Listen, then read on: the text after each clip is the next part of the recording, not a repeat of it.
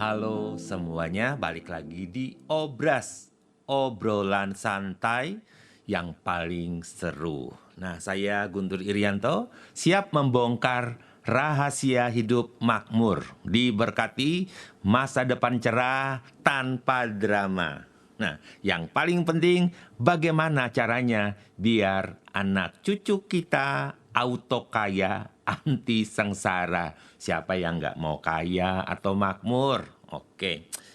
Ya, saya ingin mempromosikan Suara Sangkakala. Saudara dapat membuka aplikasi Listen to My Radio.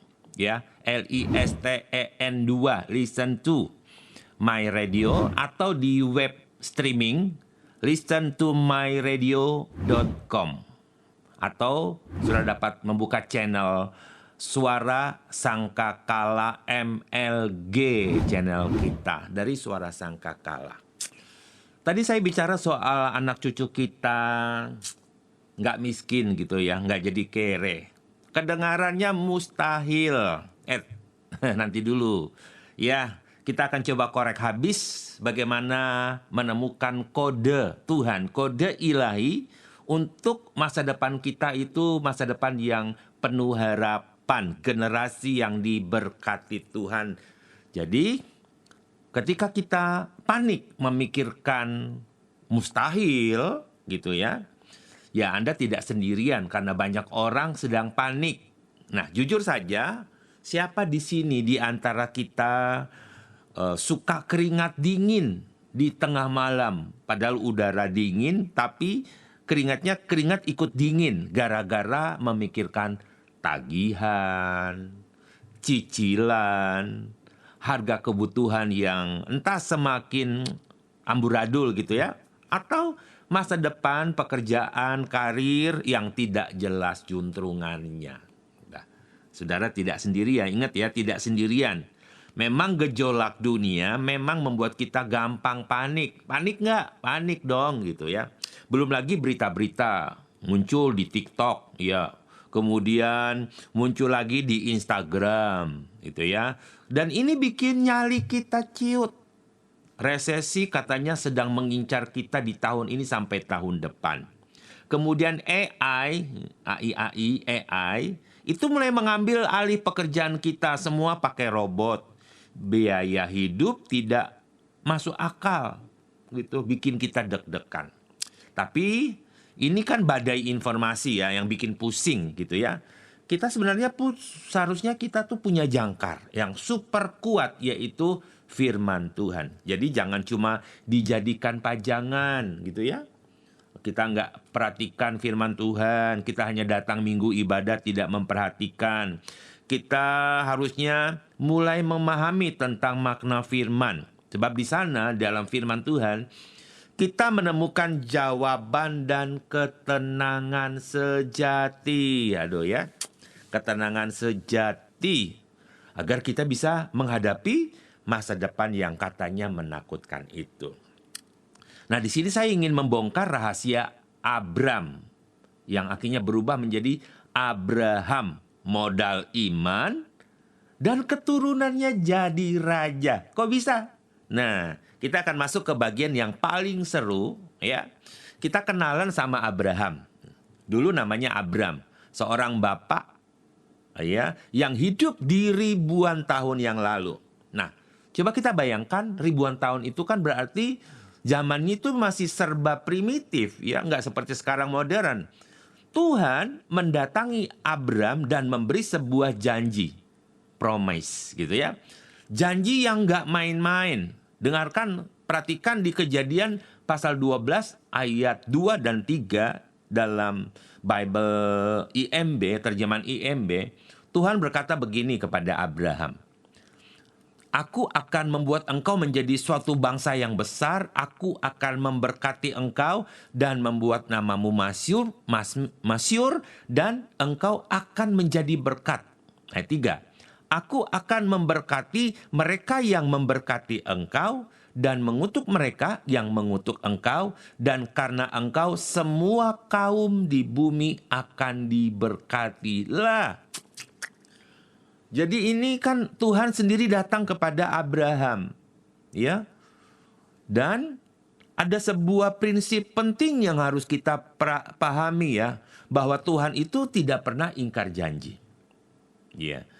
Jadi apakah cuma Abraham saja yang diberkati, tapi dikatakan seluruh keturunannya akan menjadi bangsa yang besar dan menjadi berkat bagi semua orang. Padahal waktu itu Abraham belum punya anak, tidak punya keturunan. Ini namanya iman level dewa, ya. Nggak punya anak tapi percaya dia punya keturunan dan keturunannya akan jadi besar dan bangsa besar dan semua diberkati. Nah, ini yang penting. Dia percaya pada janji Tuhan. Meskipun kelihatan mustahil. Siapa yang di awal bilang, mustahil, nggak mungkin. Anak cucu saya akan jadi sugih, kaya, diberkati, makmur. Nah, kita akan belajar dengan Abraham. Kalau begitu, apa hubungannya Abraham dengan kita sekarang? Jadi moral ceritanya intinya adalah jangan pernah remehkan kekuatan iman. Sekali lagi, jangan pernah remehkan kekuatan iman. Modal kita itu bukan materi, ya, tapi koneksi langsung, hubungan langsung dengan yang punya langit dan bumi. Jadi kalau hidup kita percaya akan janjinya, imani, maka itu otomatis ya akan mengalir ke kita dan kepada anak cucu kita. Nah, kita tidak boleh mewarisi yang disebut dengan warisan ketakutan. Tidak, tapi warisilah mental pemenang. Sebab seringkali tanpa sadar kita menurunkan rasa takut dan khawatir kita. Jadi itu dalam hidup kita, itu yang kita turunkan ke anak-anak kita. Kita cerita tentang susah, ini, itu, dunia ini. Dan mereka jadi melihat kita dan mereka juga khawatir dan takut. Kita terlalu fokus kepada ancaman demi ancaman, sampai lupa mengajarkan kepada mereka tentang kekuatan yang ada di dalam mereka karena ada Roh Kudus. Ya, tinggal di dalam mereka. Jadi, mulai sekarang ubahlah mindset. Jangan wariskan ketakutan, tapi wariskan mental pemenang. Ajar anak-anak kita tentang kasih Tuhan yang tidak pernah putus, tentang janjinya yang pasti digenapi. Tunjukkan kepada mereka bagaimana caranya berdoa, bukan cuma saat kita terdesak, tetapi doa menjadi gaya hidup mereka. Nah, kita perhatikan kelanjutannya. Ingat, di dalam Bible juga itu ada kisah tentang Daniel. Gitu. Jadi Daniel itu di tengah ancaman hukuman mati yang akan dimasukkan ke kandang singa, dia tetap tenang. Apakah Daniel dan generasi keturunannya akan mati? Tidak. Dia percaya sama Yahweh Elohimnya. Hasilnya, singa-singa itu pada anteng, pada diam. Seperti kucing rumahan yang kesana kesini cuma liatin dan tidak ngapa-ngapain Daniel. Atau mungkin juga Anda pernah dengar kisah tentang Yusuf yang tidak mungkin punya masa depan baik di Mesir. Dijual jadi budak, dipenjara tanpa sebuah kesalahan. Tapi karena imannya kepada Yahweh Elohim, akhirnya ia menjadi orang nomor 2 setelah Firaun di Mesir. Jadi pelajaran pentingnya adalah tantangan pasti ada. Tapi Tuhan kita lebih besar dari semua tantangan itu. Mari kita mengajarkan kepada anak-anak kita untuk tidak mudah menyerah. Jangan ya. Tapi punya integritas. Andalkan Tuhan dalam segala hal. Ini adalah warisan paling berharga yang bisa kita berikan kepada mereka.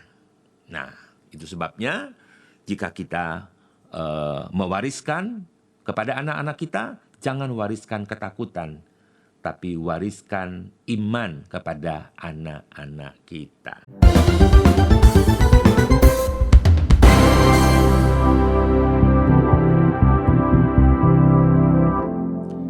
Ya, sahabat Obras, jika Anda setuju dengan apa yang sudah saya sampaikan di awal, Ya, Anda dapat menuliskan komentar Anda di kolom komen. Ataupun mungkin jika Anda memiliki hal yang lebih baik atau prinsip-prinsip hidup, silahkan juga menuliskan. Jangan lupa share, bagikan kepada teman-teman kita, agar mereka tidak takut menyampaikan kepada anak cucu mereka bahwa hidup masa depan generasi mereka pasti dilindungi dan diberkati Tuhan.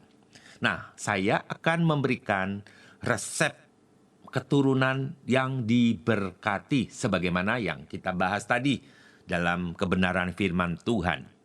Jika Anda mau mencatat, silakan dicatat. Saya beri action plan ya, biar Anda bukan cuma mendengarkan tetapi juga langsung praktekkan. Lakukan ini sekarang. 1. Ya. Tingkatkan iman Anda sekarang juga. Iman timbul dari pendengaran akan firman Kristus. Jadi saudara harus sering mendengarkan firman Tuhan. Jangan lupa bahwa jadi orang percaya itu bukan orang percaya atau orang Kristen musiman, ya. Yang cuma ingat waktu pas lagi susah, tetapi bangun hubungan intim sama Tuhan lewat doa dan membaca firman Tuhan setiap hari. Sebab semakin kuat iman Anda, semakin besar berkat yang Anda bisa terima dan salurkan sampai kepada keturunan anak cucu kita. Ya, yang kedua, ingat baik-baik, jadilah teladan untuk generasi anak cucu. Sebab anak-anak kita adalah peniru ulung. Kalau Anda hidup jujur, rajin, bertanggung jawab, dan takut akan Tuhan, saya menjamin pasti keturunanmu, anakmu juga akan mengikuti jejak Anda. Gitu ya. Jadi jangan cuma nyuruh, tapi beri contoh. Itu yang kedua. Ketiga, doakanlah generasi penerus tanpa henti. Sebab doa orang tua itu ya punya kekuatan yang dahsyat. Nah, sebut nama anak kita, sebut nama cucu kita dalam doa agar perlindungan Tuhan, hikmat dan berkat Tuhan atas hidup mereka terjadi. Ada gereja-gereja yang mengundang anak sekolah minggu untuk maju ke depan semuanya dan mendoakan buat anak-anak jemaat, anak-anak sekolah minggu. Itu sangat-sangat baik. Selain itu juga ajarkan, sekali lagi, ajarkan kepada generasi kita nilai-nilai kebenaran sejak dini. Jadi bukan suruh mereka les, sekolah, ilmu pengetahuan setinggi langit. Tidak, tapi ajar juga nilai-nilai kebenaran. Kenalkan mereka kepada firman Tuhan. Didik mereka untuk membaca firman Tuhan. Dorong mereka untuk mengikuti sekolah minggu. Ikut ya kids, sekolah minggu, dan ibadah anak. Ceritakan juga kisah-kisah inspiratif di Bible. Bukan saja ketika mereka ada di sekolah minggu, tapi di rumah pun dikisahkan. Sebab ini adalah investasi jangka panjang yang tidak ternilai harganya. Ya, lakukan ini ya. Yang terakhir, jangan pelit berbagi berkat. Nah, orang tua nggak boleh pelit-pelit ya. Sebab Tuhan itu memberkati kita bukan cuma untuk diri kita sendiri. Saya melihat ada banyak anak-anak yang luar biasa ikut teladan orang tuanya dan juga punya rasa kasih dan belas kasihan kepada orang-orang yang hidupnya di bawah ekonomi mereka. Mereka berbagi. Mereka tahu berbagi dan berbagi berkat. Ya, jadi saluran berkat. Ajarkan anak-anak kita untuk peduli sama sesama dia, teman-temannya. Berbagi, jadi mereka jadi berkat dimanapun mereka berada. Puji Tuhan ya. Sebelum saya akan mengakhiri obrolan santai ini, ya, saya ingin bertanya, bagaimana sahabat Obras? Ya, apakah masih takut ragu terhadap masa depan anak kita? Tentu tidak lagi, karena tidak tidak ada alasan lagi buat kita untuk takut masa depan, karena kita punya Tuhan yang besar. Roh yang di dalam kita, roh yang lebih besar dari dunia. Jika dunia punya ketakutan, roh dalam kita punya keberanian. Ada janji-janji Tuhan yang pasti digenapi. Dan Tuhan adalah Tuhan yang bertanggung jawab untuk memberkati kita dari generasi kepada generasi penerus dengan iman yang kuat. Nah, ingat baik-baik ya. Keturunan yang diberkati itu bukan kebetulan tiba-tiba langsung diberkati, tetapi hasil dari sebuah investasi iman dan ketaatan kita sebagai orang tua. Jadi mulai hari ini sekarang fokus untuk menjadi orang tua, jadi kakek nenek, jadi mbah kakung, mbah putri, eyang kakung, yang tidak hanya memikirkan duniawi saja, tapi juga warisan rohani yang abadi untuk cucu kita. Timotius dididik oleh neneknya Lois dan ibunya Eunike. Sejak kecil dia sudah diperkenalkan firman Tuhan dan dia menjadi orang yang diberkati, dipakai oleh Tuhan. Masa depan kita tidak suram, katakan masa depanku tidak suram, justru penuh potensi dan berkat Tuhan. Ya, Tuhan siapkan kepada kita, pegang erat-erat janji Tuhan, dan mari kita hidup sesuai dengan kehendak Tuhan. Luar biasa obrolan kita hari ini, dan pastinya hasilnya akan jauh lebih hebat, akan membuat Anda semangat menjalani hidup.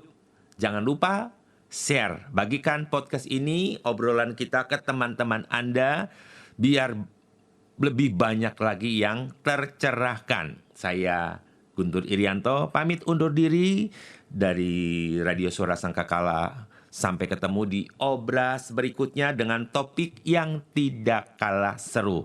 Tetap semangat, tetap percaya kepada Tuhan Yesus, dan engkau dijamin masa depanmu dan generasi keturunanmu. Haleluya. Amin.